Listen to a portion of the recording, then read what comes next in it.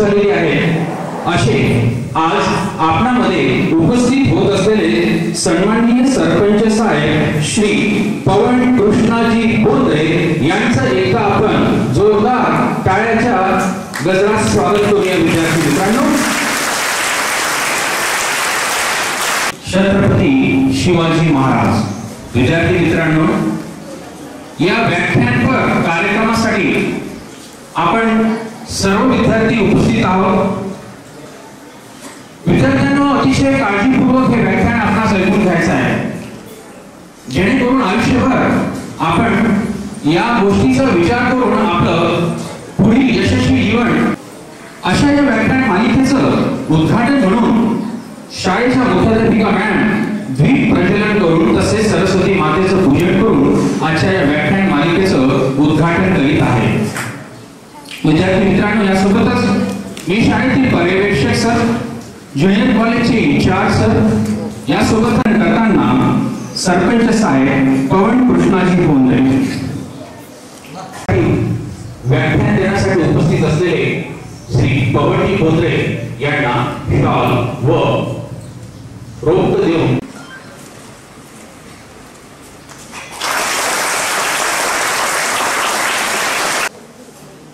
अरे वाऱ्यालाही वेग नव्हता, वाऱ्यालाही वेग नव्हता, वाऱ्यापेक्षाही महाराजांचा वेग होता. वाऱ्यालाही वेग नव्हता, वाऱ्यापेक्षाही महाराजांचा वेग होता. माझ्या राजांचा स्वराज्य निर्मितीचा इरादा नेक आणि एक होता. म्हणून माझा राजा लाखात नव्हे, करोडात नव्हे, देशात नव्हे, तर जगात वंदनीय होता. जगात वंदनीय.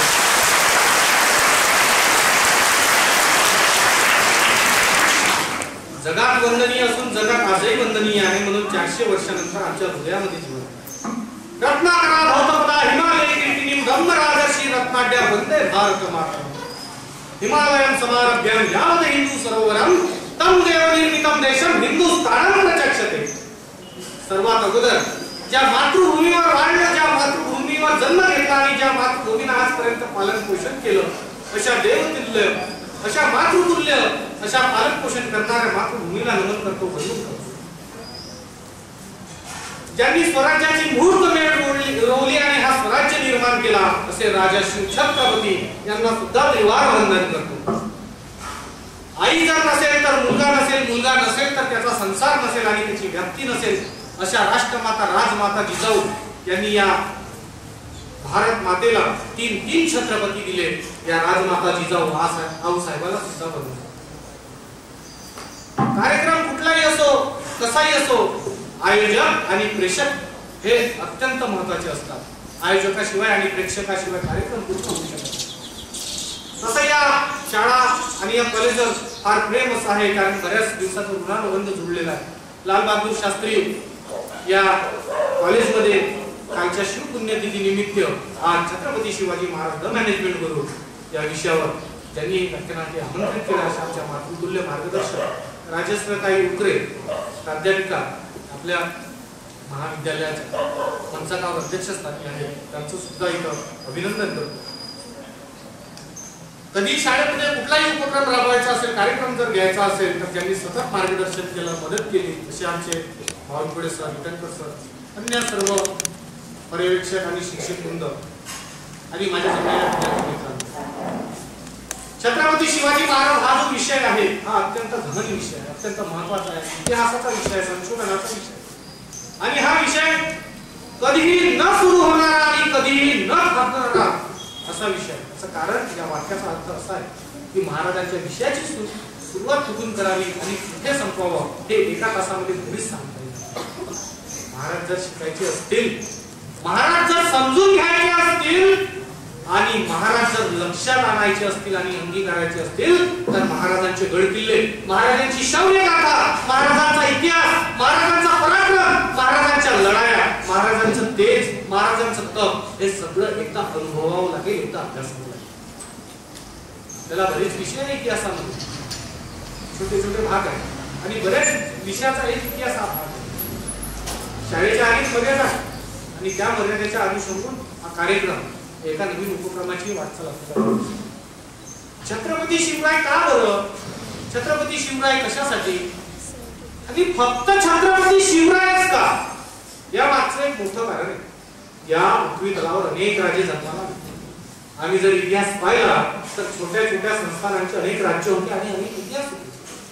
मग महाराजांच का महाराजांचे अनेक पुत्र झाले, अनेक सरदार झाले, काही पेशवे झाले, प्रत्येकाचं एक आगळं वेगळं कर्तृत्व या मातीसाठी, या धरतीसाठी, या भूमीसाठी, भारत मातेसाठी राहिलेलं आहे। पण महाराजच का जिथून का या प्रश्नाचं चिन्ह लागतो तिथून उत्तराची सुरुवात।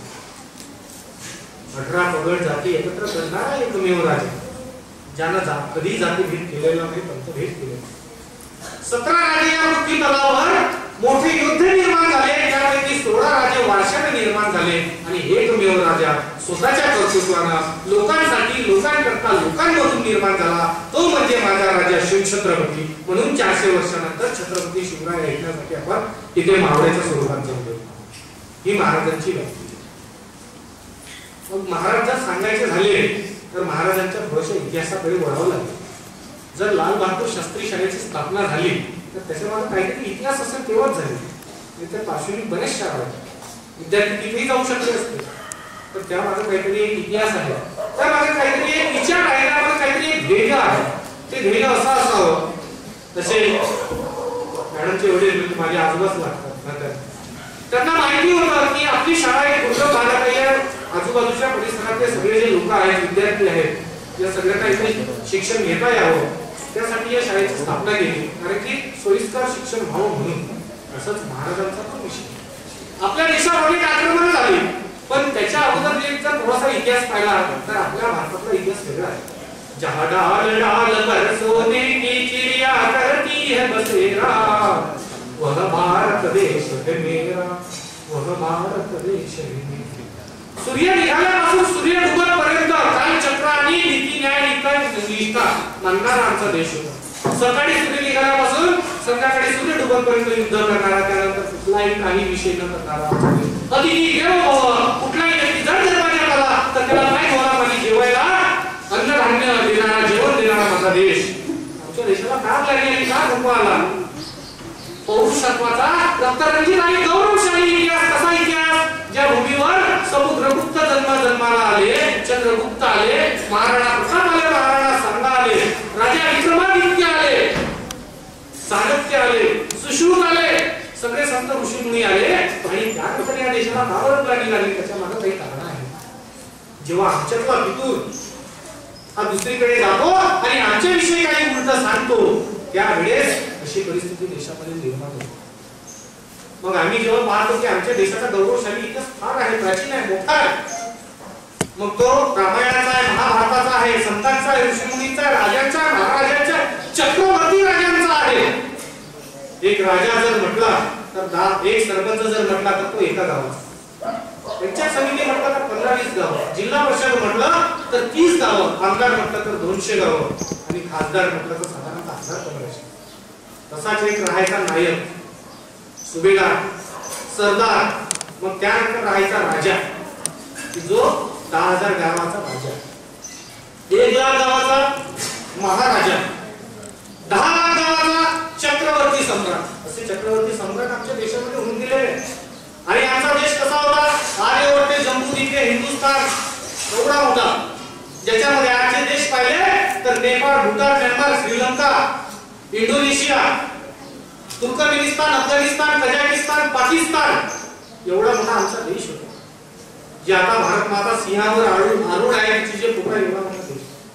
मग जेव्हा जेव्हा आमच्या देशात परकीय आक्रमणं व्हायला लागली आणि आम्ही जेव्हा आमच्या पितूर व्हायला गेलो, तेव्हा आमचा इतिहास कुठेतरी कमी व्हायला लागला, आमच्यातला पौरुष कुठेतरी कमी व्हायला गेला।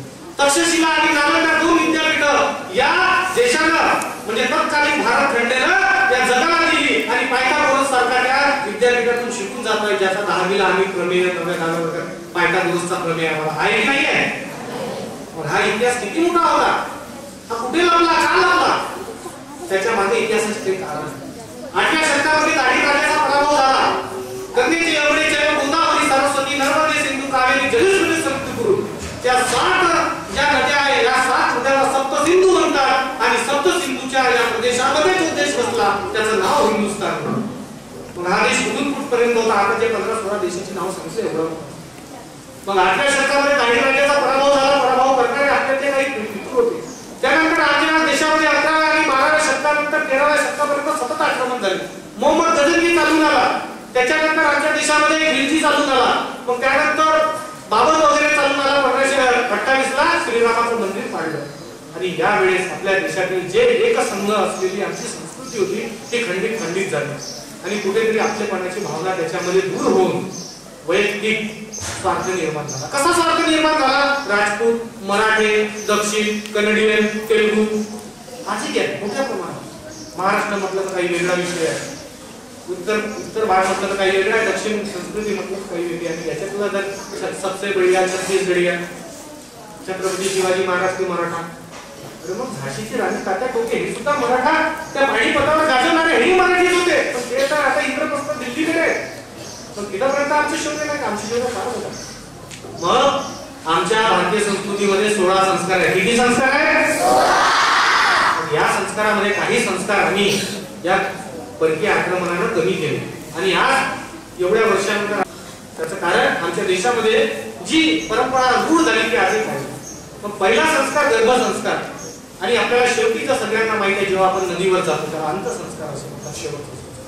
मध्यंतरीचे काही आपल्याला माहिती आहे. विवाह संस्कार असेल, उपनयन संस्कार असेल, त्याच्यानंतर नामकरण सोहळा असेल. आया बहिणींना सगळं माहिती आहे आपल्याला. मग एक स्त्री तिला हे सगळं भारताची परिस्थिती पाहून तिच्या मनामध्ये विवंचना निर्माण होतात. तिला संकट निर्माण झाल्यासारखं वाटते. तिचं हृदय पिटाळल्यासारखं तिला वाटते. लखुजी जाधवाची ती कन्या बुलढाण्यात इकडची सिद्धटेठ होती. बाबाजी सोनदेवाचे 2 पुत्र, मालोजी आणि विठोजी. मालोजीचे 2 पुत्र शहाजी आणि शरीफजी. त्या शहाजी सोबत लग्न झालं. लग्न झाल्यानंतर माहेर पुत्र सासर पुत्र. पुण्याची जहागीर.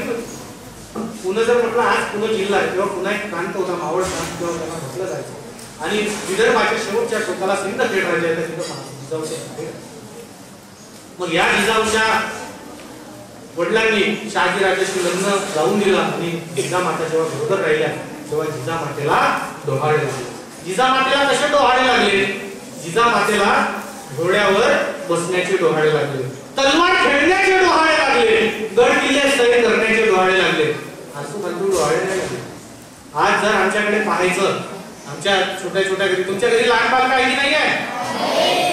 आमच्याकडे 1 वर्षाचा 2 वर्षाचा मुलगा झाल्यावर त्याची आई आणि बाबाच सांगतात. मुलगा मोबाईल पेक्षा स्मार्ट आहे म्हणतात. त्याला बाकी तर शिशू समजत नाही पण त्याला मोबाईल समजतो. ते डोहाळ्यावर विषय. डोहाळे कशाचे? जिजामातेला कशाचे डोहाळे लागले होते? घोड्यावर बसण्याचे, लढाई करण्याचे, दांडपट्टा फिरवण्याचे, गड किल्ले सैर करण्याचे. आणि अशाच एका दिवशी महाशिवरात्रीचा पर्व होता. दिवस 19 फेब्रुवारी वर्ष 1630. त्या शिवनेरी किल्ल्यावर कडाक्या अशा विजेच्या त्या सर्व अशा वातावरणामध्ये शिवबाराजांचा जन्म झाला.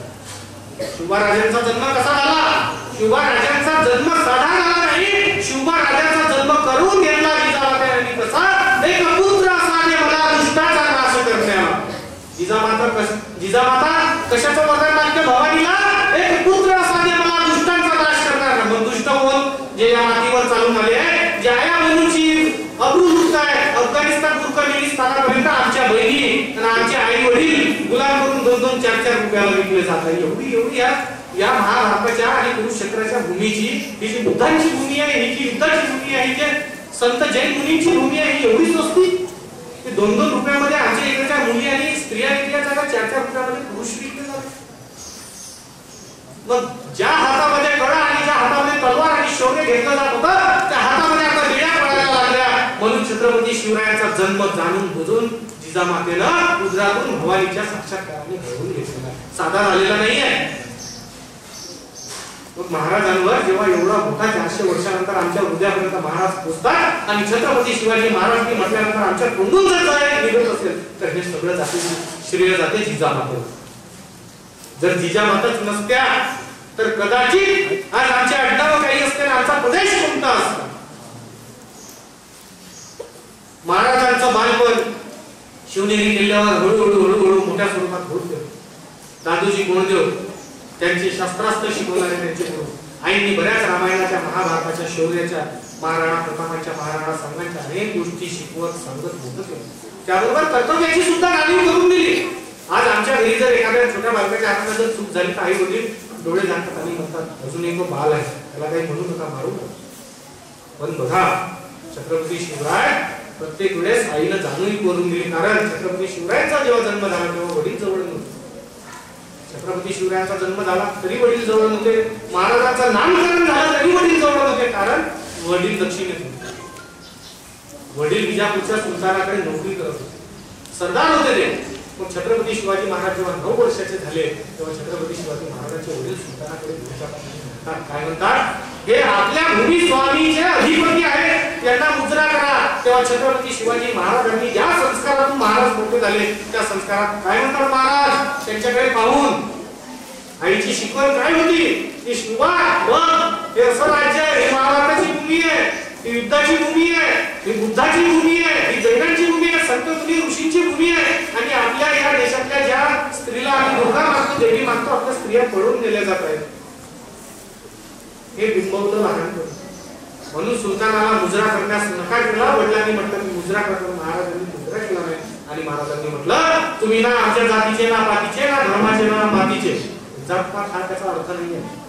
जातपातीचा मूळ अर्थ आहे, आपण म्हणतो की आता या गोष्टीत राम राहिला नाही, म्हणजे त्या गोष्टीत धर्म राहिलेला नाही किंवा ती गोष्ट सत्याची नाही, असा त्याचा अर्थ होतो. हे ना आमच्या जातीचे, ना पातीचे, ना धर्माचे, ना मातीचे, म्हणजे हे यांच्या कर्तव्याचे नाही असं त्याचा अर्थ आहे. मग मी यांना कशाला मुजरा करावा. महाराज उठले. महाराजांनी वयाच्या 12व्या वर्षी रामेश्वराची शपथ घेतली. काय शपथ घेतली? वयाच्या 12व्या वर्षी. कोणत्या वर्गात असतो आम्ही? कोणत्या वर्गात? 12व्या वर्षी. कोणत्या वर्गात? 6व्या वर्गात. जे वय आमचं खेळायचं आहे, ज्या वयामध्ये आम्ही गोंधळ घालतो, अभ्यास करत नाही, मस्त्या करतो, अशा वेळेस महाराजांनी आपल्या मावळ्यांसोबत शपथ घेतली. कशाची? हे हिंदवी स्वराज्य व्हावे हीच श्रींची इच्छा. आपल्या रक्ताचा, करंगडीच्या रक्ताचा अभिषेक महादेवाच्या पिंडीला केला. आणि म्हटलं हे भगवान शंकरा, मी माझ्या 10-12 मावळ्यांविषयी आई वडिलांचे स्वप्न पूर्ण करण्यासाठी निघालोय. मला यश दे, कीर्ती दे. महाराजांनी धन मागितलं का? पैसा मागितला का? संपत्ती मागितली का? नाही. मला स्वराज्य निर्माण करायचं आहे आणि स्वराज्यातून सुराज्य निर्माण करायचं आहे. कोणासाठी? लोकांसाठी, लोकांकरिता.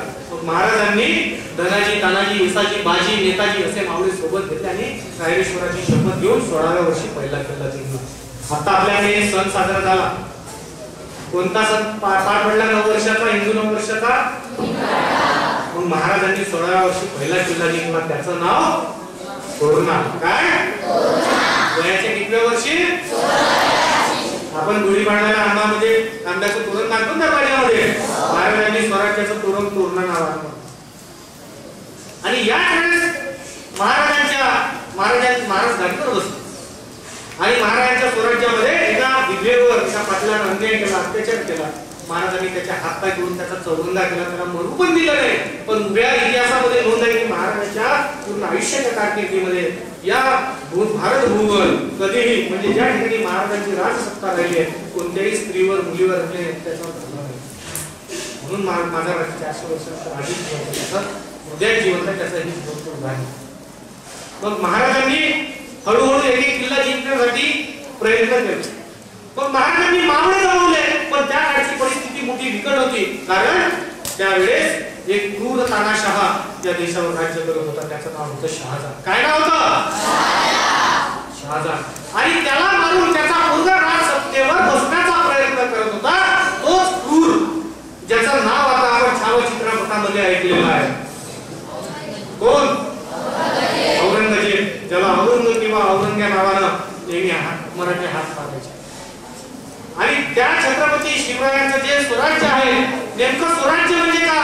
स्वराज्याची व्याख्या किती सोपी आहे. जे लोकांसाठी, लोकांकडून आणि लोकांकरिता कल्याणकारी राज्य म्हणजे स्वराज्य. एवढी स्वराज्याची उपमा महाराजांनी दिली. मग महाराजांनी हळूहळू किल्ले जिंकण्यास सुरुवात केली. महाराज जेव्हा 28 वर्षाचे होते, महाराजांकडे जवळपास 23 किल्ले झाले होते आणि बऱ्यापैकी सैन्य महाराजांकडे होतं. आणि महाराजांनी एक एक मोहीम सुरू केली. पण महाराजांनी जेव्हा पहिली मोहीम केली त्या पहिल्या मोहिमेमध्ये महाराजांना फार यश असं आलं नाही, कारण की त्यावेळेस आपले मावळे एकत्र नव्हते, कारण आम्ही जाती विभागलो होतो. आजही आम्ही कधी कधी एवढा किती मर्यादित या शाळेच्या बाहेर गेल्यानंतर एखाद्या कॉम्पिटिशनला बसले तर तुम्हाला नंतर विचारतील पारशिवनी तालुक्यामध्ये कोणत्या शाळेचे, बाबुरवाड्याच्या शाळेचे, नागपूर जिल्ह्यात गेल्यानंतर विचारतील कोणत्या तालुक्याचे, आणि महाराष्ट्राच्या रायगडावर गेल्यानंतर विचारतील कोणत्या जिल्ह्याचे.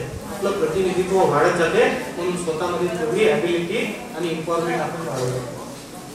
छत्रपती शिवाजी महाराज द मॅनेजमेंट गुरु हा विषय जरी या विषयी असला तर या विषयावर आपल्या आयुष्याचं मॅनेजमेंट आज असणं गरजेचं आहे. उद्या जर पेपर झाले आणि सुट्टी जर लागली तर त्या सुट्टीचा सदुपयोग कसा केला पाहिजे. ज्या आई वडिलांनी आपल्याला मोठं केलं, ज्या आई वडील शेतीमध्ये प्रमाण कष्ट करतात, त्यांना 8-15 दिवस मेहनत करून आपण त्याचा शेतीचा हातभार हलका करू शकतो का? उन्हाळ्याच्या दिवसांमध्ये आम्ही एखाद्या चांगल्या ठिकाणी फिरून येऊ शकतो का? अवांतर वाचन करू शकतो का? शिक्षकांना दिलेला अभ्यास पूर्ण करू शकतो का? ज्या विषयामध्ये कमी पडतो त्या विषयाचा सराव करू शकतो का? या सगळ्या गोष्टी पाहिल्या पाहिजेत आणि त्यासाठी मॅनेजमेंट असणं गरजेचं आहे. मग छत्रपती शिवाजी महाराज यांनी पहिली शिकस्त दिली ते फर्हा खान आणि फतेह खान. स्वराज्यावर चालून आलेले पहिले दोन लोक छत्रपती शिवरायांचे तेव्हा थोरले बंधू, ज्यांचं नाव सुद्धा संभाजी होतं. छत्रपती शिवाजी महाराजांच्या मोठ्या भावाचं नाव सुद्धा संभाजी होतं. त्यांना कप्तानं मारलं गेलं त्यांनी, आणि छत्रपती शिवरायांनी पहिलं संकट जेव्हा स्वराज्यावरचं टाळलं तर त्यानंतर बाकीच्यांना धास्त पडली की महाराज काहीतरी वेगळं.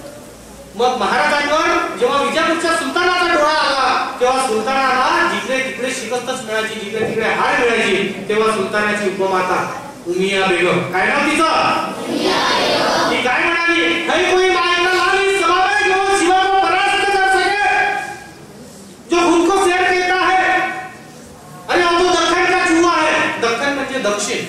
तत्कालीन या नर्मदा घाटापासून खालचा जो भाग आहे त्याला दक्षिण म्हणायचं आणि उत्तरचा जो भाग आहे त्याला उत्तर म्हणायचं. है कोई मायका लाली समावे जो उस अफजल को परास्त कर सके. तेव्हा एवढ्या मोठ्या चांदीच्या ताटामध्ये पानाचा विडा घेऊन समोर ठेवलेला एक मोठा हाडदीपट छातीचा मोठी बोकडासारखी दाढी वाढवलेला मनुष्य उभा झाला. त्याचं नाव अफजल खान. आणि तो सांगतो, हा मैं वो सिवाना हराऊंगा. तो अफजल खान त्याने पानाचा विडा घेतला आणि त्याने चावला आणि म्हटलं की मी असा शिवाला चावून खाऊ. छत्रपती शिवरायांनी जेव्हा त्यांची कारकीर्द मोठी होत गेली, अनेक मावळे जिंकले आणि मावळे कसे जिंकले, मन जिंकून जिंकले आणि त्यांना स्वराज्यात सामील होऊन गेले. जेले आणि बांगलाचं कधीच पटलं नाही, कारण की देशमुखीसाठी सतत लढत होते. एका गावाचा जो प्रमुख राहायचा त्याला देशमुख म्हणायचा, जो गावाचा सगळा कारभार वगैरे पाहायचा, वतनदार असायचा, जे त्या सगळ्या प्रांताचा भाग वगैरे, कारण त्यांचा कधीच पडला नाही. पण महाराजांनी त्यांना एकत्र केलं. असे 1, 2, 3, 18 पगडदांडी एकत्र केल्या. आमच्या या स्वराज्याच्या कारकिर्दीच्या अगोदर जिथं जेवणाच्या चुली अलग पेटायच्या, वेगवेगळ्या ठिकाणी पेटायच्या, त्या स्वराज्यामध्ये एकत्र पेटायला लागले आणि एका चुलीवरचं जेवण सगळं खायला लागले. त्यामुळे छत्रपती शिवाजी महाराजांना 18 पगडदांडी एकत्र करणारा राजा हा इतिहास साक्षीदार झाला. मग तो जेव्हा अफजल खान चालून आला तर तो वाईच्या घाटातून चालून आला. पण त्याला माहिती होतं की छत्रपती शिवाजी महाराजांकडे सैन्य कमी आहे, छत्रपती शिवाजी महाराजांकडे अक्कल मोठी आहे, मावळे शूरवीर आहे. त्या सह्याद्रीच्या दऱ्या होण्यामध्ये फक्त 2च लोक फिरू शकतात आणि तिसरा त्याला पर्यायवाची अपवाद आहे. पहिला म्हणजे वारा. सह्याद्रीमध्ये कोण फिरू शकतो? पहिला म्हणजे वारा, दुसरा म्हणजे वाघ आणि तिसरे म्हणजे मराठे. कोण? जो मर जाएंगे लेकिन कभी हटेंगे नहीं.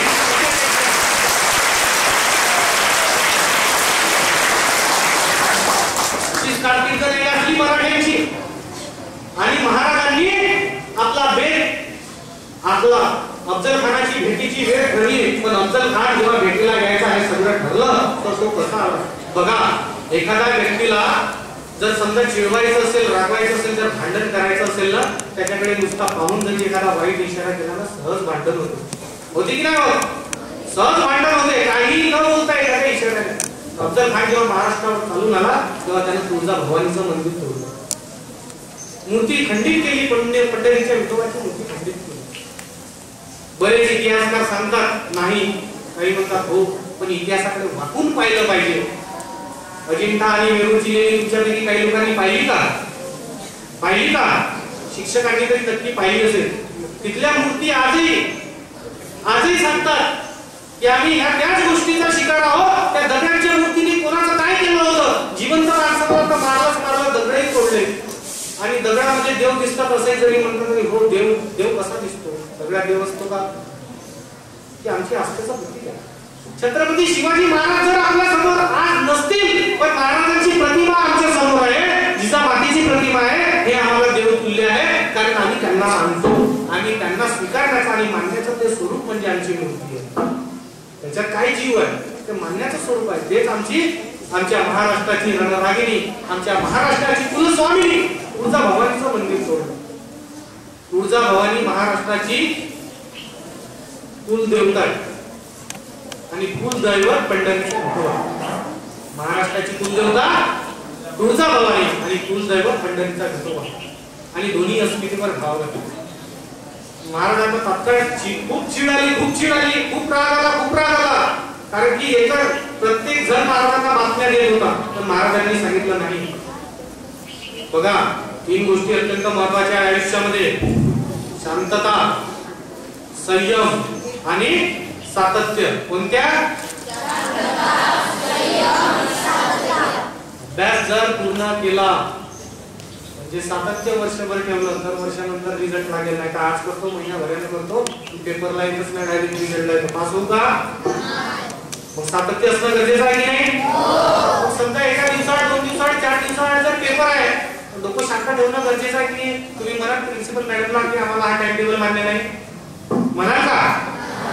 डोकं शांत ठेवणं सुद्धा तेवढंच आणि संयम ठेवणं सुद्धा गरजेचं आहे. कोणाचा पहिला नंबर येतो, दुसरा येतो, तिसरा येतो, अभ्यास काय कसा आहे, त्यासाठी या 3 गोष्टी महाराजांकडून आपल्यासाठी शिकण्यासाठी गरजेच्या. बरोबर आहे की नाही? मग महाराजांनी अफजल खानाला येऊ दिलं, 40,000ची फौज घेऊन आला होता.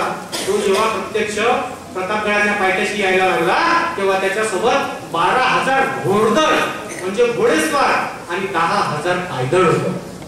आणि बाकीचं सैन्य मागे कुठं का बरं थांबलं? कारण त्याला घाटात चालण्याची सवय नव्हती. या नवेगाव खैरीच्या पारडामध्ये आपणच फिरू शकतो, जंगलातले ते नागपुरातले फिरू शकतील का? थोडा दम येईल, मग त्यांना पाण्याची बॉटल न्यावं लागेल. त्या कोरा दिवसाच्या वेळावर किती लोक चढलेले आहेत? कारण आपण या नवेगाव खैरीचे वाघ आहोत की नाही? आता मग या असं श्रेष्ठत्व महाराजांमध्ये आणि महाराजांच्या मावळ्यामध्ये होतं, म्हणून महाराजांनी बे टाकला, हात खाली करा, बे टाकला आणि महाराजांनी 10 अंगरक्षक सोबत घेतले. किती अंगरक्षक? 10 अंगरक्षक महाराजांनी सोबत घेतले आणि महाराजांनी नेताजी पालकर असतील आणि शिवाजी महाराज असतील अशा सगळ्यांना वेगवेगळ्या जबाबदाऱ्या दिल्या आणि महाराज निघाले. भगवान शंकराची आराधना केली, तुळजाभवानीचा आशीर्वाद घेतला आणि भेटीची वेळ 12ची ठरवली. किती वाजताची? 12 वाजता सूर्य कुठं असतो? महाराजांचं बुद्धीचा सूर्य. स्मार्ट वर्क आणि हार्ड वर्क एक डिफरन्स आहे, माहितीये का? नाव ऐकलंय का तुम्ही? जे मुलं स्मार्ट वर्क करतात त्यांना लवकर कमी वेळात जास्त लक्षात राहते आणि चांगले मार्क्स मिळवतात. कोणी म्हणते हातात अभ्यास करतच नव्हता, माहिती नाही, मॅडम मार्क्स वाढून दिले की काय पहिलंही केलं नाही, त्याच्यामध्ये त्याची बुद्धी मेहनत असते, ते समजून घ्यावं लागते कधी. तर मग स्मार्ट वर्क आणि हार्ड वर्क महाराजांनी 12ची वेळ ठरवली आणि महाराजांनी सांगितलं की तुम्हाला ज्या जबाबदाऱ्या त्या जबाबदाऱ्या पार पाडायच्या. जरी तुमच्या छातीवर तलवार आली तरी ती तलवार काढवायची नाही, तुम्हाला तुमची जबाबदारी पार पाडावी लागेल. या नियोजनाचा भरपूर मोठा भाग असतो द मॅनेजमेंट.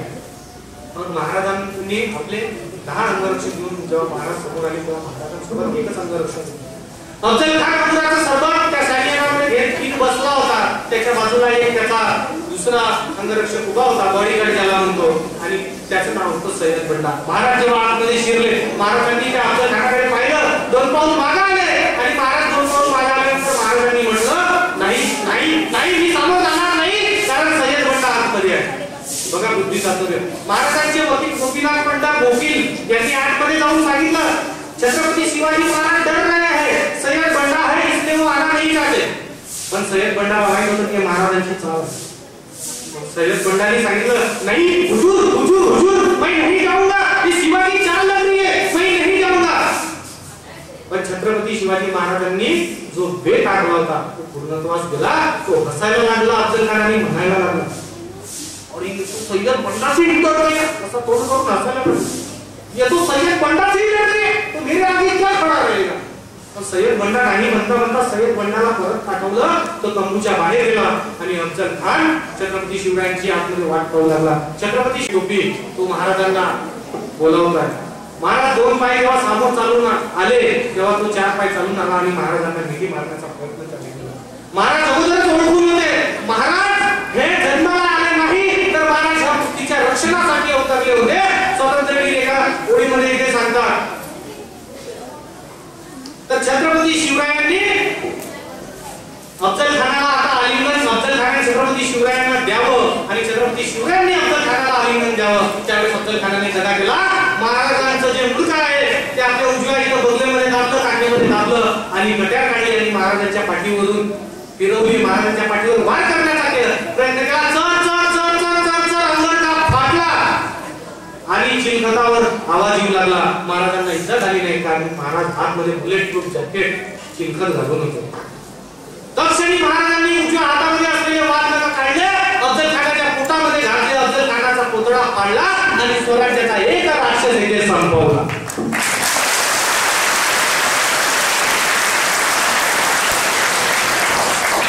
एवढ्या वर्षानंतर महाराजांचा हा पराक्रम आम्ही ऐकताना आमच्या चेहऱ्यावर जेव्हा आनंद निर्माण होता, मनावर शहारे निर्माण होतात, त्याचं काहीतरी कारण असेल. कारण की त्या छत्रपती शिवाजी महाराजांच्या नावामध्ये रसायन आणि केमिकल.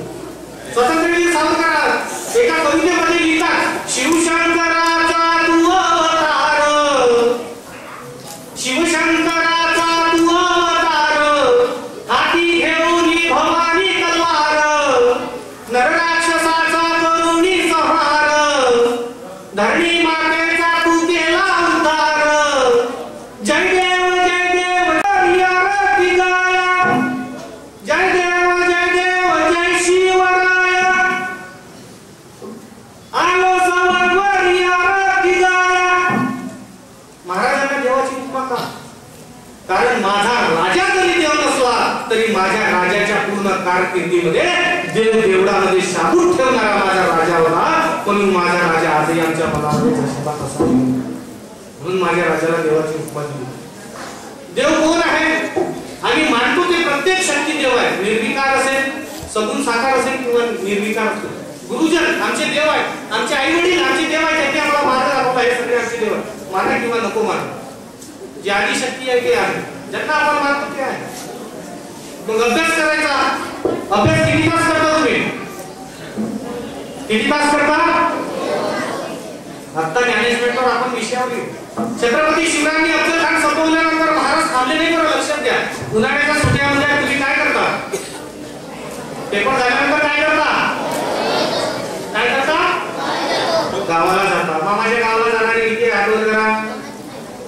आता मामाचं गाव कमी झालं, आमच्या वयात जास्त होतं. बरोबर ना मॅडम? उन्हाळा लागला, शेवटचा पेपर झाला का मामाकडे जाण्याची तयारी लवकर असायची. बरं ठीक आहे, हात खाली करा. आता मामाच्या गावाला जाण्याचं प्रमाण कमी झालं, पण आता मोबाईल आणि टीव्हीचं प्रमाण जरा जास्त वाढलं. तर महाराजांनी बघा, अफजल खान संपवल्यानंतर महाराज थांबले नाही. महाराजांनी सतत 28 दिवस प्रवास करून, किती दिवस? त्या काळामध्ये सईबाईचं निधन झालं होतं. महाराजांची पत्नी सईबाईचं निधन झालं होतं. महाराजांनी तर हे म्हणायला पाहिजे होतं की माझी पत्नी मरण पावली तर मी तिला भेटायला तिथं जायला पाहिजे. पण महाराजांनी 28 दिवसाची मोहीम घेऊन 250 किलोमीटरचा प्रदेश जिंकून घेतला आणि जिथं जिथं खानाच्या सैन्याला झोडपता आलं, कापता आलं, तोडता आलं, तिथे तोडण्याचा प्रयत्न केला आणि स्वराज्याचा विस्तार केला. कारण महाराजांना माहित होतं मी असलो आणि नसलो तरी माझी प्रजा सुरक्षित असली पाहिजे. म्हणून महाराजांनी अगोदर प्रजेलाच प्राधान्य दिलं. म्हणून माझे महाराज आजही मनामनात आणि कणाकणात असतात. मग महाराजांनी पुढचा डाव पुन्हा रचला आणि महाराजांनी जेवढं राज्य जिंकून घेण्याचा प्रयत्न केला सगळं यशस्वी झालं. महाराजांनी आता वतनदार कमी करून टाकले आणि सगळ्यांना एकच संकल्प दिला, काय? स्वराज्य, स्वराज्य, स्वराज्य. आणि स्वराज्य कसं? सुराज्य. स्वराज्य कसं? सुराज्य. कसं? ज्यामध्ये प्रत्येक आई बहीण सुरक्षित असेल, ज्यामध्ये प्रत्येक अबालवृद्ध असतील, तरुण असतील, शेतकरी असतील, मग महाराजांनी काय केलं, नद्यांचं पाणी कालव्यांकडे वळवलं आणि महाराजांनी तलाव बांधले. महाराजांनी मंदिराचा जीर्णोद्धार केला. ज्या ज्या ठिकाणी धार्मिक यात्रा भरायच्या तिथं तिथं महाराजांनी पर्यटनासाठी आणि मुक्कामासाठी धर्मशाळा बांधली. महाराजांचं एका क्षेत्रात कर्तृत्व नाही. चीनची भिंत जर आम्ही पाहिली ना, जवळपास 600-700 किलोमीटर चीनची भिंत आहे. पण जर छत्रपती शिवरायांच्या गड किल्ल्यांचा जर विचार केला तर आपल्याला 2 वेळा चीनवरून जाता येत नाही. एवढे मोठे महाराजांची किल्ल्याची लांबी आहे. जगातला एकमेव सगळ्यात श्रीमंत जर राजा स्वतःच्या मिळकतीने जर कोणता असेल तर राजे एकेका गड किल्ल्याची जर किंमत लावली तर करोडोच्या रुपयामध्ये एवढी संपत्ती या पृथ्वी तलावर एकही जणांना नाही. त्या आम्हाला कुणी इतिहासातच सांगितलेलं नाही. छत्रपती शिवाजी महाराज जर आम्हाला एखादा पीएचडीचा विषय असता किंवा इतिहासामध्ये जर 2-4 पाठ असतील ना आणि आम्हाला धडे असले असते, चॅप्टर्स असते, तर आम्ही असे कित्येक वक्ते तयार केले असते किंवा कित्येकांना छत्रपती शिवाजी महाराज जर कळले असते तर त्यांचे क्षेत्र काहीतरी आज वेगळं असते. बऱ्याच मुलांना 10वी-12वी मध्ये किंवा 8वी-9वी मध्ये मार्क्स कमी मिळाल्यानंतर त्यांची निराशा तयार होते. काय निराशा तयार होते? वर्षभर अभ्यास करून आमच्या हाती काही लागलं नाही. किती तास अभ्यास करता तुम्ही? वर्षभर करता का? 2 महिन्याच्या सुट्ट्या उन्हाळीच्या, 15 दिवसाच्या दिवाळीच्या, एक साधारणतः 52 रविवार आणि साधारणतः 50-60 सरकारी सुट्ट्या. अभ्यासाचे दिवस किती? आपलं जे विद्यार्थ्यांचं आयुष्य आहे कॅल्क्युलेशन करणारं असलं पाहिजे. कसं असलं पाहिजे? विद्यार्थी गणितामध्ये अत्यंत हाताबुटावर खेळणारा असला पाहिजे. अभ्यास जर करायचा असेल, मोठं जर यश मिळवायचं असेल, या शाळेमध्ये जर आपल्या नावाची पाठी जर करून द्यायची असेल तर त्यासाठी मेहनत करणं गरजेचं आहे. लक्षात घ्या. आणि जो मेहनत करते त्याची शाबासकी आणि त्यालाच काहीतरी नवीन मिळत असतं. आणि ज्यानं मेहनत केली नाही गडबड केली मग यश झपाटे पडतात. आता तुम्हाला ठरवायचं झपाटे करायचं, नाव मोठं करायचं, अभ्यास करायचं, काय करायचं? अभ्यास किती तास करायचा? कमीत कमी किती करायचा? 3 तास. किती तास करायचा? अभ्यास 3 तास करायचा. मग अभ्यासानंतर खेळायचं किती तास? 1 तास. किती तास झाले? मला फटाफट उत्तर पाहिजे. किती तास झाले? 4 तास. शाळेला किती तास? किती? बरं मी 8 तास देऊन टाकले. शाळेला येण्यासाठी वेळ लागते काय सर? मग तुम्हाला जेवणालाही वेळ लागते. तुम्ही म्हणाल की आणखी दूर गावात जास्त लागते 8 तास. मला घरी फास्ट पाहिजे. मग 4 आणि 8 12 तास. झोपेला किती तास? साधारणतः 20-22 वर्षाच्या खालच्या मुलांनी 8 तास झोपलं पाहिजे. त्याच्या वरच्या मुलांनी 6 तास झोपलं पाहिजे. किती तास? 8 तास पकडू. किती तास झाले? किती झाले? 22 की 20? बरं पहिल्यापासून अभ्यास किती तास? किती झाले? 4 झाले. त्याच्यानंतर शाळा आणि त्यानंतर किती तास? किती वेळ? आता उरले किती तास? बरं तुम्हाला किती लोकांना मोबाईल टीव्ही पाहायला आवडते? असं आम्हाला मोबाईल आणि टीव्ही पाहायला आवडत नाही. आठवण करा. आवडत नाही. मोबाईल नाही आवडत नाही, टीव्ही नाही आवडत. चला त्यांनी काढा होत्या. एक महत्वाची गोष्ट अशी आहे की माणसाला स्वतःप्रती इमानदार राहायला पाहिजे. तुम्ही आमच्याशी खोटं बोलू शकाल, आई वडिलांशी पुत्रांशी खोटं बोलू शकाल, पण स्वतःशी इमानदार राहिलं पाहिजे. मग किती तास झाले? 20 तास. किती तास झाले? 4 तासामध्ये 1 तास आपल्याला टीव्ही आणि मोबाईल मध्ये देता आला पाहिजे. दिलाच पाहिजे. तुमच्या मॅडमनी जरी तुमच्या आई वडिलांनी काय म्हटलं तरी मी म्हणतो दिलाच पाहिजे. दिलाच पाहिजे की नाही? आता मोबाईल आणि टीव्ही मध्ये पाहायचं का? हाच तो मोठा प्रश्न आहे. काढली फोटो, रील बनवली आणि अपलोड केली, असं का?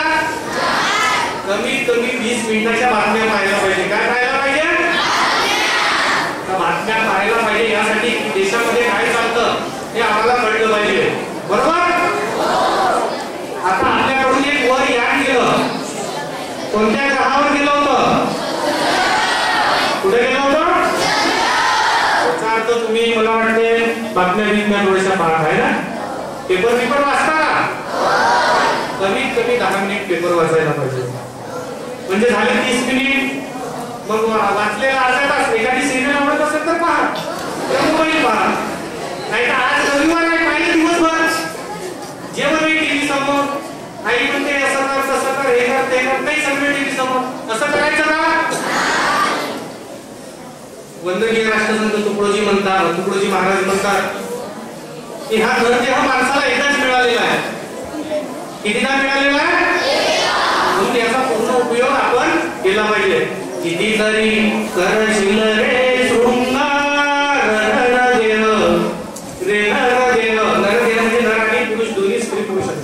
रे नरदेह मातीत रे जाणार, नरदेह मातीत रे जाणार, गाडी बंगला पैसा अडणार, सोबतीला नाही रे राहणार, नरदेह रे नरदेह मातीत रे जाणार, नरदेह मातीत रे जाणार. भाऊ बाप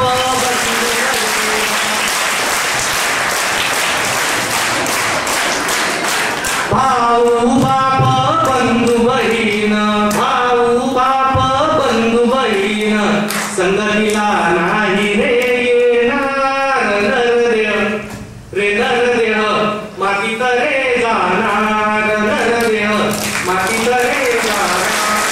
आपल्याला मार्ग दाखवला तर त्यांच्या मार्गावर आपण चालायला पाहिजे की नाही चालायला पाहिजे?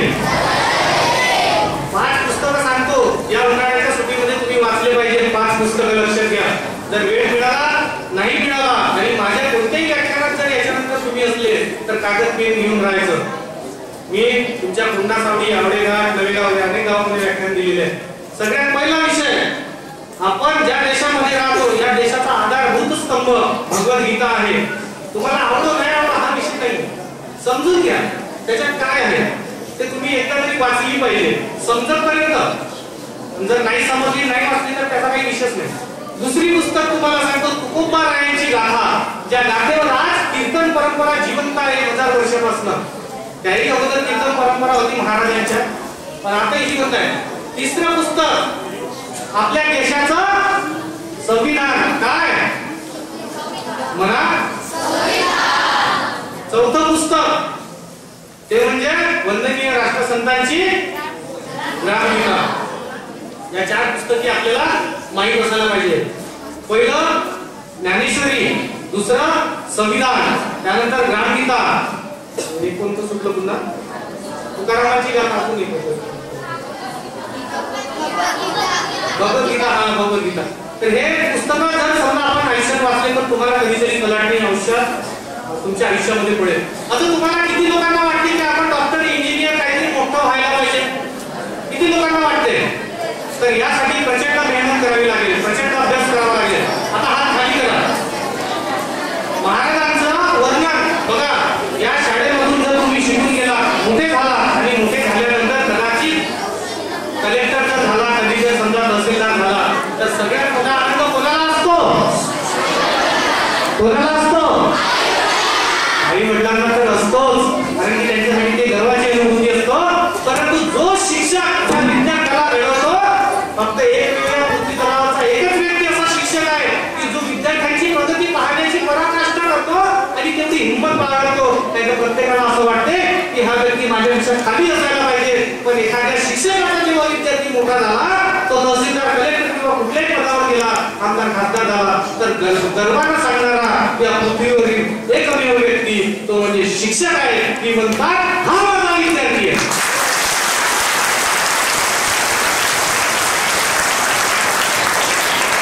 एका माझ्या मित्राने लिहिलेली सुंदर कविता शिक्षकासाठी इथे आठवते. एक फूल गुलाब उसका नाम, एक फूल गुलाब उसका नाम, शिक्षा ग्रहण करना और शिक्षक का सम्मान करना, यह है आप विद्यार्थियों का काम. अगर आपने किया आपका काम, अगर आपने किया आपका काम, तो डॉक्टर अब्दुल कलाम साहब जैसा आपका भी लिखा जाएगा चांद सूरज पे.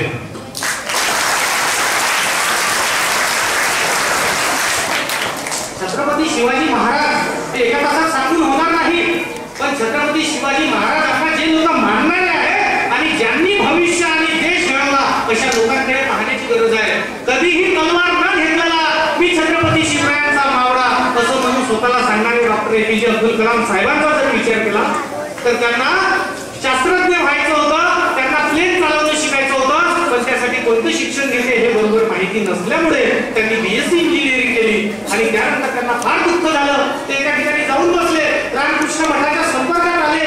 तिथल्या एका मुलीने त्यांना सांगितलं, तू नाराज होऊ नकोस, तू तुझ्या ध्येयापर्यंत पोहोचशील, फक्त मेहनत कर. त्यानंतर डॉक्टर एपीजे अब्दुल कलाम साहेबांनी भरपूर मेहनत घेतली, एरोनॉटिकल इंजिनिअरिंग केलं, शास्त्रज्ञ झाले आणि या देशाचे पहिले मिसाईल मॅन झाले. ही आमच्यासाठी गर्वाची अनुभूती आहे.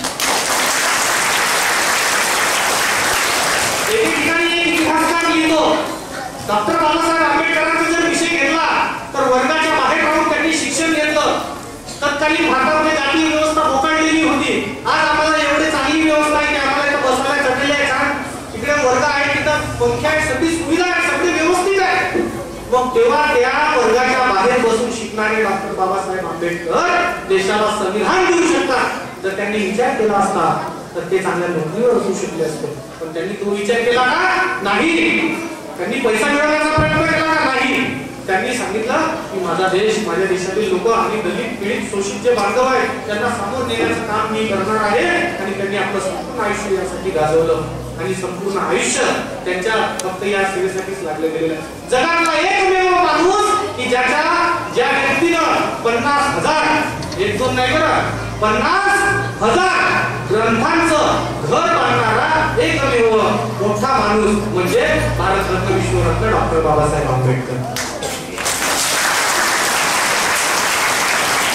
डॉक्टर बाबासाहेब आंबेडकर जेव्हा संविधान लिहितात तेव्हा त्यांना एक प्रश्न विचारण्यात आली असतो की डॉक्टर बाबासाहेब आंबेडकर तुम्ही ज्ञानी आहात, मान्य आहे, पण तुम्ही रात्रंदिवस 18 तास अभ्यास करता आणि तुम्हाला हे कसं शक्य आहे? तुमच्या समोर अडचणी आल्या नाहीत का? या देशामध्ये संविधान लिहिणं काही साधन नाही, कारण की हा देश विभिन्न हक्कांनी भरलेला आहे. या देशामध्ये वेगवेगळे धर्म जाती पंथ आहे, पण हा देश कसाही असला तरी याच्यामध्ये सर्वसमावेश करून घेणं हे माझं कर्तव्य आहे, असे डॉक्टर बाबासाहेब आंबेडकर सांगतात. आणि त्यानंतर म्हणतात की मी ज्यावेळी संविधान हाती लिहायला घेतलं आणि ज्यावेळेस माझ्या हातामध्ये कलम होती तर माझ्या चेहऱ्यासमोर फक्त एकच चित्र उभं राहत होतं, ज्यानं स्वराज्य निर्माण केलं ते छत्रपती शिवाजी महाराज. म्हणून मला संविधान लिहिताना अडचण आली नाही.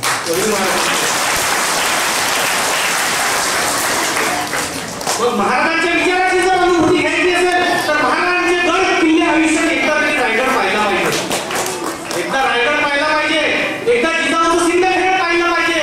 महाराजांनी ज्या ज्या ठिकाणी किल्ले लढवले ते पाहिलं पाहिजे. आता काही दिवसा अगोदर हसते, शिकस्त, बाजीप्रभू देशपांडे, त्यानंतर छावा असे अनेक चित्रपट येऊन गेले.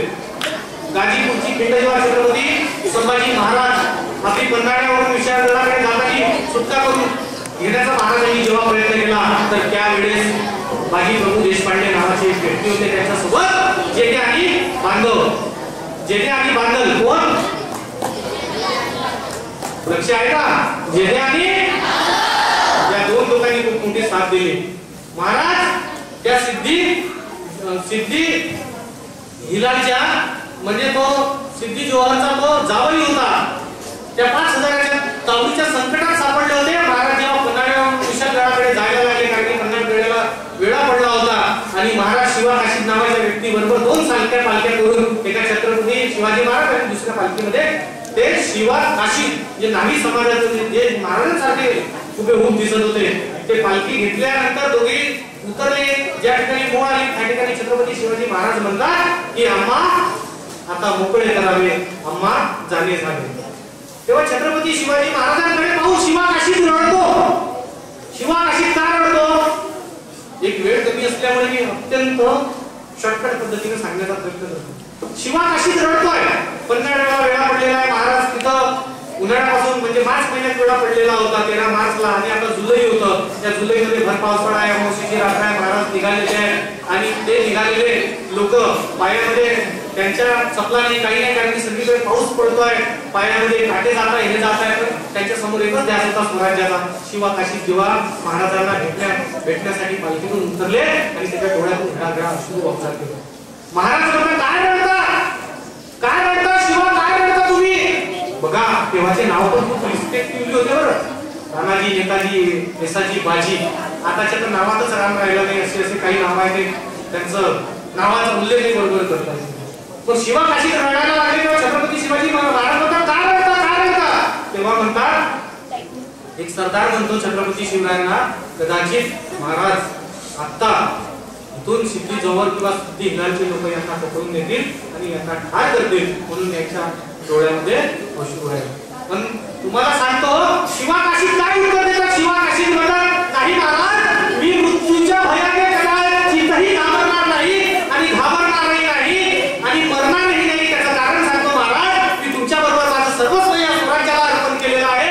पण महाराज मला एक सांगावं असं वाटते की देवासारखे तुम्ही मला ही पाहण्याची शेवटची वेळ आहे. याच्यानंतर हा शिवा या शिवाला कधीही पाहू शकणार नाही. म्हणून माझ्या डोळ्यातून हे हास्व गळत आहे. ही बघा स्वामी, ही स्वामी दिसतात.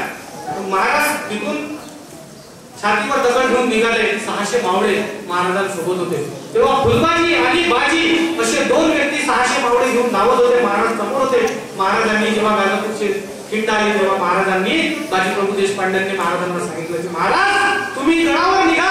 हा बाजी आहे तोपर्यंत प्राणाची बाजी लावून कधीही गरिबांना समोर येऊ देणार नाही. त्यांच्याजवळ 5000 सैन्य आणि यांच्याजवळ 600 सैन्य. छत्रपती शिवरायांनी म्हटले नाही, इथेच लढू, इथेच मरू, स्वराज्य टिकवू आणि पुढे येऊ. पण बाजी प्रभू म्हणतात मी मोठा हो, पहा अधिकार कोणावर गाजवायचा आणि कसा गाजवायचा. लक्षात घ्या, भारतीय संस्कृती खूप मोठी आहे. अधिकार कोणावर गाजवायचा आणि कधी गाजवायचा लक्षात घ्या. बाजी प्रभू देशपांडे काय म्हणतात? आदेश आहे बाजीचा. छत्रपती शिवरायांना सांगतात आदेश आहे बाजीचा. मोठा भाऊ म्हणून सांगतोय महाराज तुम्ही टिकला तर स्वराज्य टिकेल, म्हणून तुम्हाला जाणं गरजेचं आहे आणि तुम्ही जा. आदेश आहे बाजीचा. आणि त्याच्यानंतर पाया सुद्धा पडतात. चुकलं असं तर माफी करावी. पण महाराज स्वराज्यासाठी मावळे सोबत घेतले आणि महाराज निघाले. महाराज विशालगडाकडे निघाले आणि बाजी प्रभू 300 मावळ्यांसहित बाजी प्रभूनं आता तिला गोडखिंड किंवा बाजी खिंड असे म्हणतात ते अडवण्याचा प्रयत्न केला. किती तास लढाई झाली असेल? एखाद्या सोबत जर मारपीट जर केली किंवा झगडा भांडण झालं तर किती तास? तलवार लढवायची तर कशी लढवावी? मराठ्यांसारखी लढवावी, किती लढवावी? 7 प्रहर, 8 प्रहराचा दिवस असतो ज्याला 24 तासात 8 प्रहर असतात. 21 तास लढाई झाली. किती तास?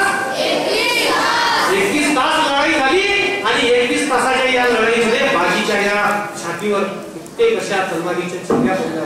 पण बाजीच्या दोन्ही हातामध्ये 2 दांडपट्टा होते. त्याच्यावर जे तलवारीचे दांडपट्टे ते 2 होते आणि बाजीनं ते घोडखिंड प्राणाला शर्तीला घेऊन लढवले. पण बाजीने यमालाही सांगितलं जोपर्यंत माझा राजा त्या किल्ल्यावर पोहोचत नाही तू सुद्धा मला येऊन नेऊ शकत नाही. यमाला सुद्धा दखलदारी माझी होती. मी प्राण मुळीच सोडणार नाही, माझी तर मुळीच हटणार नाही. पण मावळे हळूहळू मावळे कापत होते. हळूहळू मावळे कतट होते. मावळे संपत होते. असं करता करता ते 5000चं सैन्य आणि हे 300. कुठे 5000 आणि कुठे 300. पण शेवटी गडावरून आवाज आला. गडावरून आवाज कसा आला? छत्रपती शिवराय धावत गेले आणि म्हणायला लागले अरे माझा बाजी तिथे माझी वाट पाहत असेल. तोफा उडवा, बाण लावा, तोफेचा आवाज करा. आणि 5 बार उडले. 5 बार उडल्यानंतर बाजीनं आपला प्राण सोडला. आणि प्राण काय म्हणून सोडला? बाजीनं सांगितलं आणि म्हटलं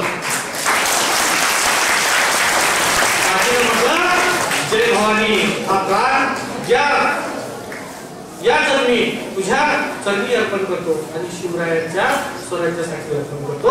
जर पुन्हा जर देव द्यायचं म्हटला तर याच मातृभूमीवर दे.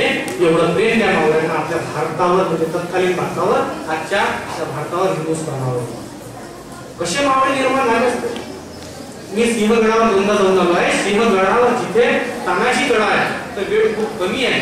सिंहगडावर जिथे तानाजी कडा आहे त्या तानाजी कड्यावर जेव्हा मी उभा राहण्याचा प्रयत्न केला तर मला 3 मित्र एकमेकांना हात घेऊन पकडून उभे राहावे लागले. एवढी हवा त्या ठिकाणी चालली. त्या हवेचा वेग 100 किलोमीटर प्रति घंट्याच्या वर आहे. एवढ्या वेगामध्ये सुद्धा तिथे उभा राहू शकत नव्हतो. तर ते तेव्हा तानाजी मालुसरे सूर्याजी ते कसे चढले असतील? किती मोठा विषय हा. स्वराज्य निर्माण झालं म्हणजे असं मुळीच नाही झालं किंवा उगीच नाही झालं किंवा साधेपणाला नाही झालं. आताही त्या सिंहगडावर जर तुम्ही गेलात तर सिंहगडावर तुमचा मित्र हरवला तर तुम्हाला लवकर मिळत नाही. तिथं आजही रेंज नाही. असे कितीतरी आपल्या महाराष्ट्रामध्ये 450 किल्ले आहेत. मग त्या किल्ल्याचे साक्षीदार आम्ही कधीतरी झालं पाहिजे. 12व्या वर्षी आम्ही जेव्हा 6व्या वर्षात तेव्हा छत्रपती शिवराय 12व्या वर्षी आपली शपथ घेतात. प्रतिपचंद्रले देव विष्णू विष्णुपंडिता शहाल सर्व शिवशेषा मुद्रा भद्रा आई वडिलांचं स्वप्न पूर्ण करण्यासाठी. मग आम्ही 12व्या वर्षी आणि 18व्या वर्षी काय स्वप्न पूर्ण करतो आहे? हे ध्येय आम्ही बाळगलं पाहिजे. मग 10वी 12वी मध्ये जर मार्क्स कमी पडले तर काय झालं? पुन्हा अभ्यास करू, पुन्हा सामोरं जाऊ. काही मुलांना तर सोशल मीडियामध्ये हे बघून ते बघून मोबाईलच्या बातम्या ऐकून त्याच्यात मला धस्त होते आणि वेगळ्या घटना करून टाकतात. कुठे चालली आमची विचारधारा स्वातंत्र्याच्या एवढ्या वर्षात?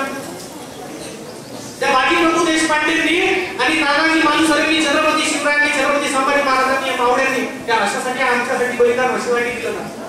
जे स्वातंत्र्यवीर सावरकर असतील, तात्या टोपे असतील, राणी लक्ष्मीबाई असतील, अलीकडच्या काळामध्ये आमचे सगळे स्वातंत्र्य सेनानी असतील, कशासाठी त्यांनी हा देश मोठा केला? कारण आम्ही या देशाची मुलं आहोत. मी वाशिम जिल्ह्यामध्ये नोकरीला होतो तेव्हा स्कूल बसवर एक मागं ओढ लिहिलेली होती, ते मी कधी माझ्या जीवनात विसरणार नाही. ती मला आजही लक्षात येते. जेव्हा विद्यार्थ्यांकडे पाहिलं तेव्हा त्या स्कूल बसच्या मागे एक ओढ लिहिलेली होती. बघा सगळ्या विद्यार्थ्यांना ऐका काय लिहिलं होतं त्या ओढीवर, बाबूजी जरा धीरे चलना, आगे जाना है तो हॉर्न बजाना, क्योंकि इस देश में, क्योंकि इस बस में देश का भविष्य चल रहा है. तुम्ही सगळे देशाचे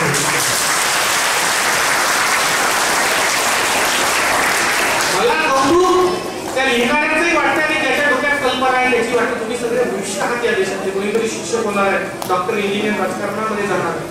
मग गर्वाची अनुभूती असली पाहिजे की आम्ही लाल बहादूर शास्त्री शाळेचे आहोत, आम्ही पारशिवनी तालुक्यातले आहोत. मग पारशिवनी तालुक्याचा इतिहास काय हे सुद्धा आम्हाला माहिती असलं पाहिजे. पारशिवनी तालुक्याचा सगळ्यात मोठा इतिहास म्हणजे जैन धर्माचे जे 23 तीर्थंकर होते भगवान पार्श्वनाथ, ते पार्श्वनीला आले होते म्हणून या आपल्या धरतीचं नाव पार्श्वनी आहे. एवढा मोठा इतिहास आहे पार्श्वनीला आहे. त्र्यंबकेश्वराचं 13व्या शतकात बांधलेलं मंदिर इथं आहे. म्हणजे छत्रपती शिवरायांचा कुठेतरी वारसा इथे असावा, कारण की तिथल्या ज्या स्टाईलवर जे नाव लिहिलेले होते ते सगळे मोडी लिपीमध्ये होते आणि महाराजांची सगळी पत्रे त्या मोडी लिपीमध्ये आहेत. म्हणजे छत्रपती शिवाजी महाराज कधीतरी पार्श्वनीच्या भूमीमध्ये महाराज नसतील आले, महाराजाचे मावळे तरी आले असतील. कदाचित हाही विषय केला पाहिजे की माझ्या 5 पिढ्या 7 पिढ्या 8 पिढ्या कधीतरी त्यांच्या सोबत असतील तर कधीतरी इथं लढल्या असतील, असू शकतात. काय एवढा मोठा इतिहास आमचा आहे. छत्रपती शिवाजी महाराज जेव्हा आग्र्यावरून औरंगजेबाच्या हातून तिथून सुटून आले तेव्हा ते लांडीच्या किल्ल्यातून म्हणजे बालाघाट मधून या इथून गोंदियाकडून आपल्या चंद्रपूर मधून पुण्याला गेले. म्हणजे कुठेतरी इतिहास आमच्याशी जुळलेला आहे. पण महाराज सांगण्यासाठी आणि इतिहासावर का बरं एवढं होतं? मग विज्ञान आहे, तंत्रज्ञान आहे, कॉम्प्युटर युग आहे, सगळंच आहे. बघा ज्या देशाला इतिहास असेल त्याच देशाचं भविष्य असते. नाहीतर असे कित्येक देश, कित्येक संस्कृती हे लवकरच जन्माला आली आणि लवकरच संपली. हा कधीही न संपणारा सनातन देश आहे. कारण या देशामध्ये प्रत्येकाचं पौरुषत्व आहे आणि याचे साक्षीदार आणि भविष्यात झालं पाहिजे. महाराजांबद्दल सांगण्यासारखं भरपूर आहे, वेळ भरपूर झालेला आहे. महाराज काय बोलले तुम्हाला एवढं सांगतो की महाराज जर समजून घ्यायचं असेल खूप विस्तृत असं वाचन करावं लागतं. मग त्यानंतर महाराजांनी मिर्जाराजा जयसिंग सोबत आपल्याच लोकांनी जेव्हा विक्री केली तेव्हा पुरंदरच्या गावामध्ये 23 किल्ले दिले. किती किल्ले दिले? भूक लागली काय सगळ्यांना? तुमच्यासारखं मी पण उपाशी आहो. किती किल्ले दिले?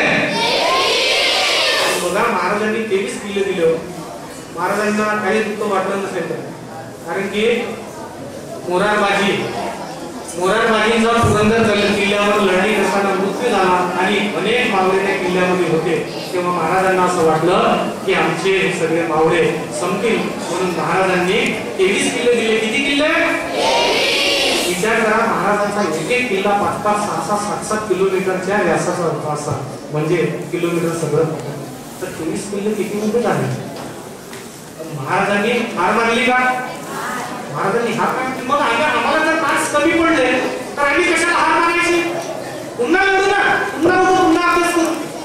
मला सांगा, तुम्ही मला 20 तास सांगितले पण 4 तास काय सांगितले? माझ्या लक्षात आहे, मी विसरत नाही.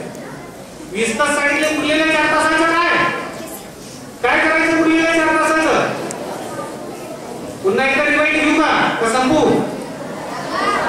हा, उरलेल्या 4 तासाचं काय करायचं ते सांगतो. 1 तासामध्ये युट्यूबवर किंवा मोबाईलवर झूम मीटिंगवर जे शिकायचं असेल, शिक्षकांचा सिलेबस असेल, ऑनलाईन सिलेबस असेल, तो सगळा पाहायचा आणि शिकायचा.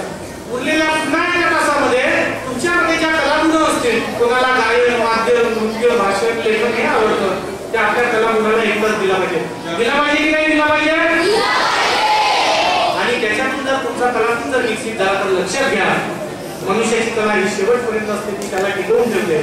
आणि त्यानंतर उरलेले जे 2 तास आहे शेवटी त्यानं 2 तास उरले ना, याच्यामध्ये तुम्ही ठरवा की मला अवांतर वाचन करायचं आहे, शिक्षणासाठी वेळ द्यायचा, आई वडिलांना वेळ द्यायचा की काय करायचं. मी तुमचा 24 तासाचा टाइम टेबल करून दिलेला आहे. किती तासाचा? आता तुम्ही फॉलो करा. ससा कासवाची एक गोष्ट थांबतो आणि आठवतो देतो. ससा पार्ट 1 माहिती आहे का? कोण जिंकलं होतं? ससा जिंकला होता. ससा जिंकला होता. ससा जिंकला होता. कोण आवाज नाही आला. कोण जिंकला होता? असा तो तुमचं लक्ष आहे. ससा जिंकला होता. चला म्हणजे माझ्यावर पण तुमचं लक्ष आहे, मी चुकीचं बोलू शकत नाही. मग बघा या शर्यतीमध्ये कासव जिंकला. कासव का जिंकला? कारण की ससा काय पटकन खाऊन झोपी गेला. म्हणून आमच्या झोपण्याच्या उठण्याच्या वेळा ठरल्या पाहिजे. आणि त्यानंतर आम्ही जे अभ्यास करतो, जसं कासवाने शर्यत जिंकली, सातत्य हळूहळू ठेवलं, तसं अभ्यासाचं सातत्य हळूहळू ठेवलं पाहिजे आणि पूर्णत्वास केलं पाहिजे. आता याच्यातला पार्ट 2 मी सांगतो. पार्ट 2 माहिती आहे का तुम्हाला? पार्ट 1 माहिती आहे ना? ते आपल्याच गावाजवळची गोष्ट आहे. पार्ट 2 मी सांगतो तुम्हाला. माहुली गाव पाहिलं का तुम्ही? मैदान पाहिलं ना? पुन्हा सस्याची ना कासवाची शर्यत लागली. दोघंही जण पुन्हा निघाले. दोघंही जण पुन्हा निघाल्यानंतर सस्याने माहिती आता आपण हारणार आहोत. कारण की मला जर पुन्हा एखाद्या शेतामध्ये गाजर, कंदमुळं जर टमाटर दिसले आणि मी जर पुन्हा खाल्लं, मला जर झोपण्याची आली, त्यानं ठरवलं पाणी प्यायचं नाही आणि काही तरच आपल्याला झोप लागणार नाही रे. मग आपण पाणी कधी प्यावं, जेवण कधी करावं. इकडून गेल्यानंतर जर तुम्ही 7 वाजता घरी जाऊन जेवण केलं तर संध्याकाळचा होमवर्क करणार का? मग तुम्हाला कासवासारखं राहायचं की सस्यासारखं राहायचं? तुम्ही ठरवा, मी नाही सांगणार. आणि जर रस्त्यात जर तुम्ही भेटले ओळखीचे चेहरे जर आढळले तरी तुम्हाला ती विचारायचं. मग त्यानंतर काय झालं, दोघंही धावत गेले, पण नाईकुटच्या नदीजवळ धावपळ होती. कारण की नदीवर पूलच नव्हता तेव्हा. पूलचा आता भरला 20-25 वर्ष. तेव्हा नदीवर पूलच नव्हता. मग दोघांनी चांगली घट्ट मैत्री केली. काय केली? काय केली? मैत्री केली आणि वचन दिलं. जगामध्ये जर सगळ्यात चांगला जर पुत्र जर कोणता असेल तर छत्रपती शिवरायांसारखं मोठं उदाहरण नाही. आणि सगळ्यात चांगला जर मित्र असेल तर कोणासारखं उदाहरण नाही? कोणासारखं? आता चित्रपट पाहिला नाही छावा? कोणासारखं? छावाला कोणता मित्र? छंदोगामात्य. कोण? नाव लक्षात आहे का? हाती. कोणाला माहिती डायलॉग?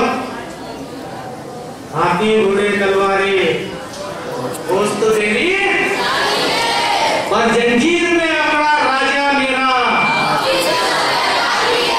और असा मित्र जो सोबत पर्यंत मरणारा राहतो असाच मित्र पाहिजे की नाही? मला सांगा, दोघांची शर्यत लागली, नदीपर्यंत पोहोचले. नदीवर तेव्हा पूल नव्हता. दोघांनी घट्ट मैत्री केली की मरेपर्यंत साथ सोडणार नाही. मग काय केलं? कासवाने सस्याने एकमेकाला वचन दिलं आणि कासवाला सांगितलं की ही नदी पार करायची असेल तर मी तुझ्या पाठीवर पोहून पार करतो. आणि मला जर सामोर संकट आलं आणि तुला जर आलं तर मी तुला साथ देईन. म्हणून इथून गेल्यानंतर जर तुम्हाला कुठला विषय येत नसेल तर मित्राला विचारा. कारण शिक्षकांकडे पूर्ण वेळ असेल असंच नाही. जर तुम्हाला भाषण, नृत्य, गायन शिकायचं असेल, जर आपल्याला एखादा चांगला मित्र जर चांगला म्हणत असेल, ऐकत असेल आणि शिकून घेत असेल तर त्याला शिकवा. आणि त्याच्याकडून जर काही शिकायचं असेल तर तुम्ही शिका. आणि आपली मैत्री अशीच पूर्ण राहू द्या. यानंतर छत्रपती शिवरायांचा राज्याभिषेक झाला. महाराजांच्या राज्याभिषेकाला 32 मन सोन्याचं सिंहासन हे सजवलं गेलं. किती मन? मग महाराजांचा जेव्हा राज्याभिषेक झाला तेव्हा हेनरी किंफर्ड नावाचा एक इंग्रज अधिकारी आला होता. काय नाव त्याचा?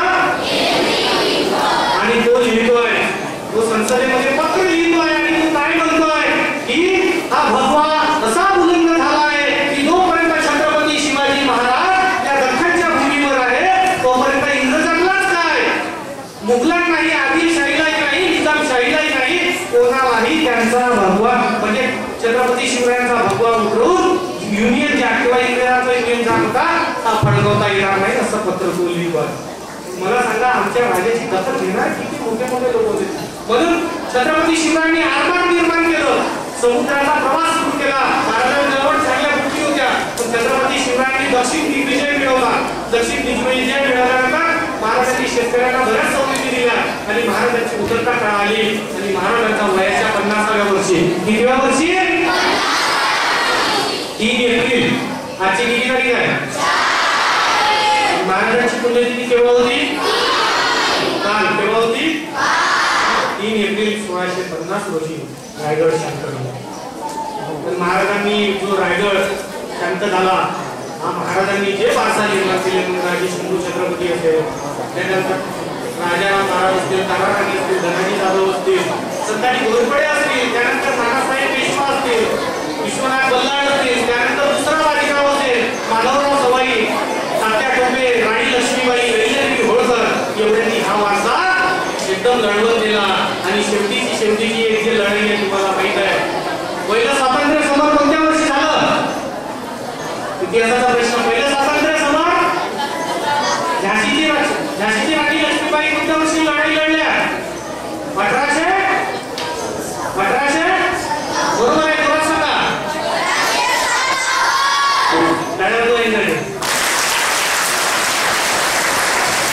म्हणजे 1857 ला स्वातंत्र्याची लढाई झाली आणि त्या लढाईला मंगल पांडे कारणीभूत ठरले. 1947 ला देश स्वतंत्र झाला. पण ही 1857 ची लढाई ज्या मुलीनं लढली, ज्या स्त्रीनं लढली, तिचं नाव, बालपणीचं नाव मणिकर्णिका. मणिकर्णिका काशीच्या घाटावर मोठं नाव आहे. काशीचा विश्वनाथाचा घाट बांधला, त्याच्यामध्ये मराठ्यांचं मोठं योगदान आहे. आताच मी बिंदूला जाऊन आलो. 23 तारखेला मोठा कार्यक्रम झाला आणि छत्रपती माननीय योगी आदित्यनाथजी त्या कार्यक्रमामध्ये त्यांनी सांगितलं, बघा छत्रपती शिवरायांची राजधानी कोणती? रायगड. कोणती? महाराजांची पहिली राजधानी राजगड आणि महाराजांची राजधानी राजधानी किंवा आपली पूर्ण भविष्यभावी असणारी राजधानी रायगड आणि तत्कालीन मराठी शाहीची राजधानी बिठूर. आणि कारखान्याला 22 तास लागले. म्हणजे इथून तेव्हाची राजधानी भारताचा केंद्रबिंदू बिठूर होता, उत्तर प्रदेश. तर माननीय योगीजींनी आम्हाला त्या ठिकाणी छत्रपती शिवरायांचं म्युझियम बनवण्यासाठी होकार दिला. यासाठी त्यांना सुद्धा धन्यवाद देतो की आमची कुठेतरी दखल घेतली. तेव्हा महाराजांचा इतिहास इथपर्यंत पोहोचवणारा आमचा मराठी शाळेचा गौरवशाली इतिहास आहे. कोणी इतिहासकार जर तुम्हाला सांगत असतील तर त्या गोष्टीवर चिंतन करा, मंथन करा. इतिहासाच्या प्राध्यापकांची साथ घ्या, एकमेकांना प्रश्न विचारा.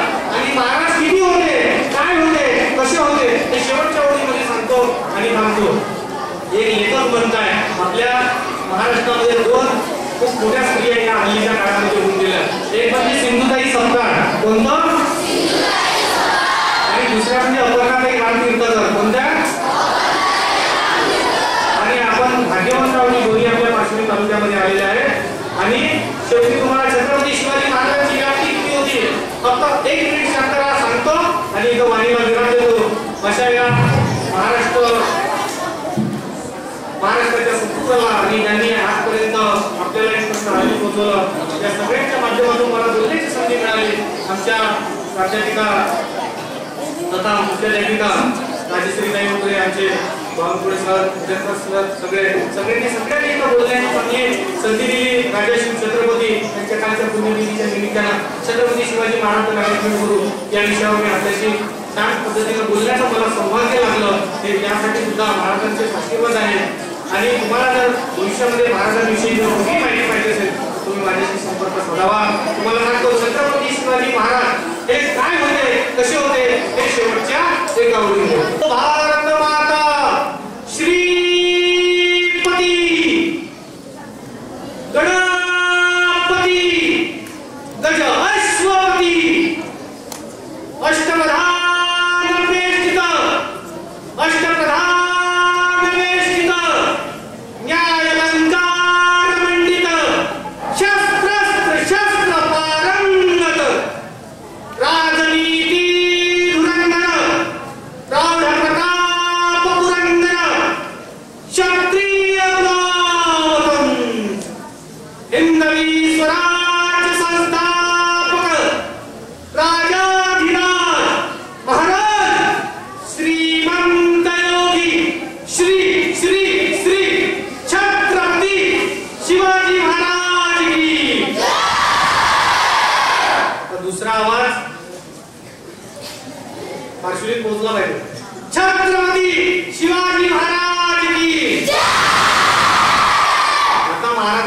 राजधानीवर रायगडावर छत्रपती शिवाजी महाराज की राजे धर्मवीर सर्जा धर्मन्याय गोविंद क्षत्रिय हिंदवी स्वराज्य रक्षक महाराजा शस्त्र पारंगत राजनीति धुरंधर महाराज श्रीमंत योगी श्री श्री श्री छत्रपती धर्मवीर संभाजी महाराज की छत्रपती संभाजी महाराज की छत्रपती संभाजी महाराज की